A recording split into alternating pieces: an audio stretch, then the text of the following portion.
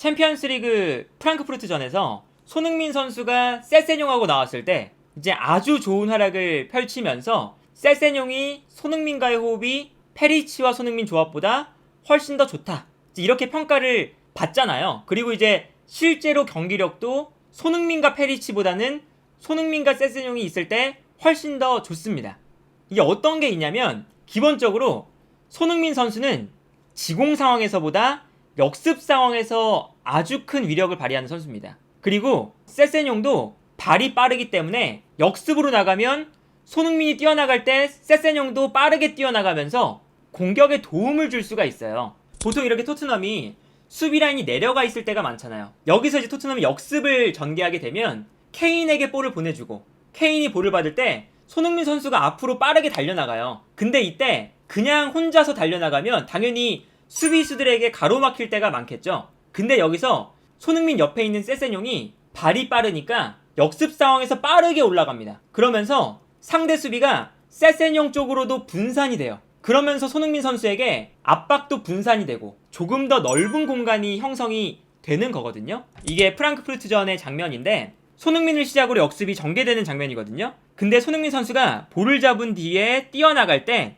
수비 라인에 있던 세세뇽이 뛰어나가기 시작합니다. 그래서 이 다음 장면을 보시면요, 손흥민이 전방으로 뛰어나갈 때 세세뇽도 전방으로 빠르게 뛰어나가고 있어요. 근데 이 장면만 봐도 손흥민 쪽에 수비수가 많이 몰려있죠. 당연하게도 손흥민 선수는 토트넘에서 역습을 가장 잘하는 선수이기 때문에 상대 수비수들이 손흥민 선수 쪽으로 몰릴 수밖에 없어요. 근데 여기서 어떤 일이 발생하느냐, 세세뇽에게 패스를 보내주니까 손흥민을 마크하고 있었던 선수가 세세뇽 쪽으로 끌려 나갈 수밖에 없어요. 그러다 보니까 이 다음 장면에서 어떤 장면이 나오냐, 손흥민이 세세뇽에게 끌려나가는 수비수의 뒷공간으로 뛰어들어가요. 그리고 여기서 세세뇽이 손흥민에게 패스를 보내주죠. 그러다 보니까 상대 수비의 뒷공간을 손흥민이 완벽하게 무너뜨리는 걸 볼 수가 있었고, 여기서 이제 손흥민 선수가 슈팅으로 마무리하는 장면을 볼 수가 있어요. 공격을 할 때, 특히 역습을 할 때 손흥민이 뛰어나갈 때 당연히 상대 수비수 입장에서는 손흥민을 향해서 시선이 집중되는데, 이때 세세뇽이 빠르게 올라와서 수비를 분산시켜준다.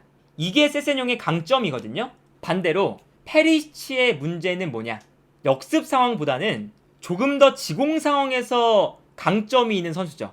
여기서부터 이제 문제가 발생해요. 손흥민은 역습을 잘하는데 페리시치는 세세뇽보다 빠르게 올라오는 스피드가 부족하니까 손흥민에게 공간을 만들어주는 플레이가 잘 나오지 않습니다. 콘테 감독 입장에서 이번 시즌을 이렇게 꾸린 이유는 토트넘이 역습에 특화되어 있는 팀이기 때문입니다.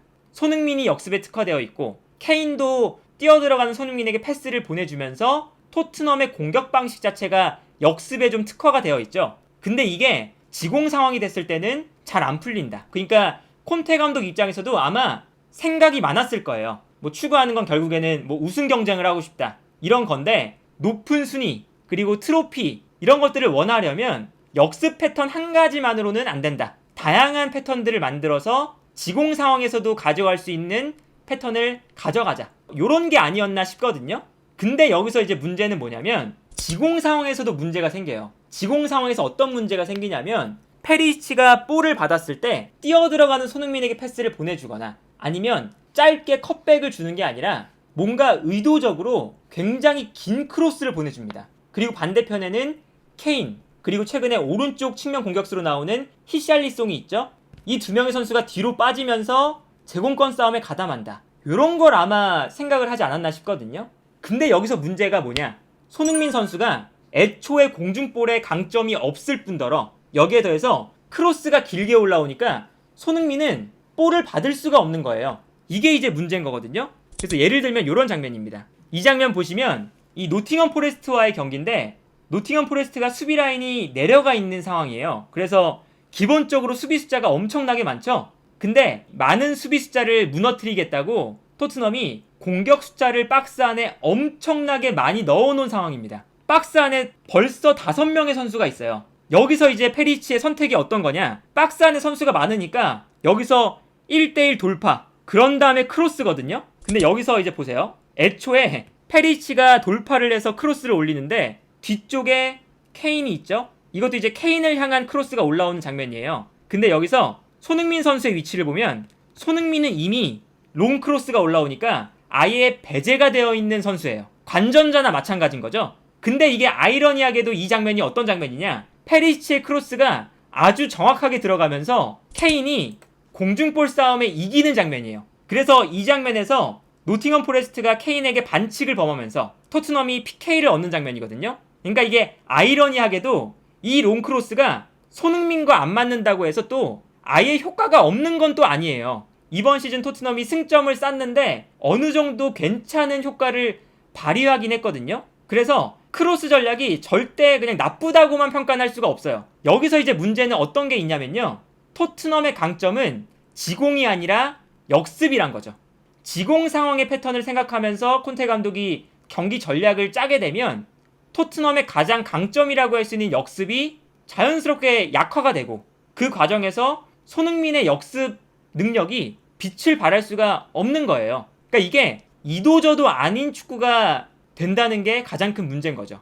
심지어 손흥민과 페리시치, 역습에 강한 손흥민, 지공 상황에서 측면을 허무는데 강한 페리시치, 두 선수의 일단 잘하는 플레이 스타일도 애초에 많이 다르고, 그러니까 이거는 콘테 감독이 어느 정도 당연히 생각을 했겠죠. 근데 이게 문제는 뭐냐면요, 페리시치는 기본적으로 측면 돌파를 잘하는 선수예요. 측면 돌파를 잘하는 선수라서 측면에서 자기가 볼을 잡았을 때 세세뇽과 달리 한 명 정도는 돌파를 할 수 있는 드리블 능력이 있습니다. 근데 페리시치가 드리블을 해버리면 손흥민과의 연계 플레이가 잘 안 나와요. 그래서 어떤 장면이 나오냐, 그러니까 이 장면을 보시면 아까 세세뇽의 장면과 아주 유사함을 느끼실 수가 있어요. 순간적으로 손흥민이 중앙으로 들어오면서 수비수 한 명을 끌고 오는 장면입니다. 근데 여기서 페리시치가 측면으로 올라가니까 토트넘이 측면으로 패스를 보내주거든요. 그래서 여기서 손흥민을 따라가던 수비수가 방향을 바꿔서 페리시치 쪽으로 뛰어나가기 시작해요. 여기까진 좋아요. 근데 이 다음 장면 보시면요, 페리시치가 볼을 잡을 때 손흥민에게 붙어있던 수비수가 측면으로 끌려 나오고, 이때 손흥민이 끌려나가는 수비수의 뒷공간으로 침투해 들어가는 거거든요. 아까 보여드렸던 세세뇽의 장면과 매우 흡사한데, 여기서 페리시치의 선택은 손흥민에게 패스를 보내주는 게 아니었습니다. 여기서 페리시치는 자기가 드리블 돌파 능력이 있으니까 그대로 한 명을 제치고 올라가요. 돌파에 실패하는 게 아니라 돌파에 성공해요. 근데 손흥민도 침투에 들어가고 페리시치도 돌파를 시도하니까 이 측면 지역에서 손흥민과 페리시치가 자연스럽게 겹치는 장면이 나옵니다. 이 다음 장면을 그래서 보시면 페리시치가 분명히 수비수 한 명을 돌파해서 들어가고 있어요. 근데 손흥민도 중앙에 있다가 측면으로 빠져나가니까 이게 겹치는 거예요, 서로. 이거는 어떤 누구의 잘못도 아닙니다. 왜냐? 손흥민 입장에서는 아니 내가 뛰어들어가는데 패스를 줘야지, 이게 되는 거고, 페리시치 입장에서는 아니 내가 돌파를 해서 크로스를 올릴 타이밍인데 손흥민이 있으니까 크로스를 올리기가 애매해졌네? 그러니까 이 장면은 서로가 꼬인 거예요. 호흡이 아예 안 맞는 장면인 거죠. 그러니까 요거는 콘테의 잘못입니다. 콘테 감독이 이러한 세세한 부분들을 지정을 해줬어야 되죠. 이 장면도 보세요. 토트넘이 볼을 소유하고 있을 때 스포르팅이 수비 라인을 내리면서 수비하고 있는 장면이거든요. 근데 여기서 어떤 장면이 나오냐면 손흥민 선수가 살짝 내려오면서 수비수를 끌고 내려옵니다. 그리고 수비수가 끌려 나올 때 손흥민 선수는 돌아뛰면서 수비수의 뒷공간을 노리는데 특화가 되어 있는 선수죠. 근데 손흥민 선수가 수비를 끌고 내려올 때 페리시치가 이 공간으로 뛰어들어가요. 그래서 이 다음 장면을 보면요, 분명히 손흥민이 수비를 끌고 내려왔는데 오히려 페리시치가 이 공간으로 뛰어들어갑니다. 그래서 이 다음 장면에 어떤 장면이 나오냐, 손흥민이 돌아섰는데 이미 앞에 페리시치가 있는 거예요. 그러니까 손흥민 입장에서는 뛰어들어갈 수가 없죠. 이미 앞선에 공간이 채워져 있으니까. 이 공간이 선수가 아무도 없어야 되는데 페리시치가 이미 중앙으로 들어가서 손흥민이 달려나갈 동선을 만들어주지 않고 있는 걸 볼 수가 있습니다.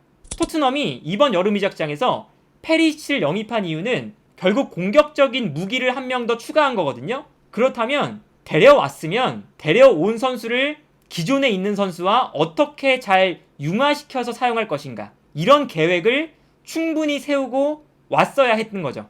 근데 이 장면만 봐도 팀 내에서 이런 동선이 정해지지 않은 장면이거든요. 그러니까 이러한 문제가 분명히 있다고 보여져요. 지금 이제 어느덧 시즌 중반을 향해 가고 있는데 아직까지 콘테 감독이 페리치와 손흥민의 이 조합을 단 한 번도 성공시키지 못했다. 분명히 프리시즌 때도 콘테 감독이 이러한 장면들을 지켜봤을 텐데 시즌 중에 똑같은 문제가 나오고 여기서 손흥민 선수가 뒤를 돌아섰을 때 이미 페리치가 앞에 있는 장면들이 계속 나오고 이게 반복되는 거면 사실은 콘테 감독이 지금 이 토트넘의 이 공격 체계를 아직까지 완벽하게 조직력을 다듬지 못했다. 이런 것들이 매우 아쉬운 부분이 아닐까 합니다.